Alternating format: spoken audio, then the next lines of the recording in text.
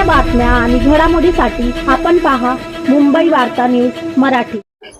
Hello, मी या वाड्यातनं नगरसेवक निवडून गेलेले आहे आणि माझ्या वाड्यातला विवेक पांडुरंग सावंत वय 20 वर्षे, भारतीय सैन्यामध्ये त्याची भरती झालेली आहे, सिलेक्शन झालेले त्याचं।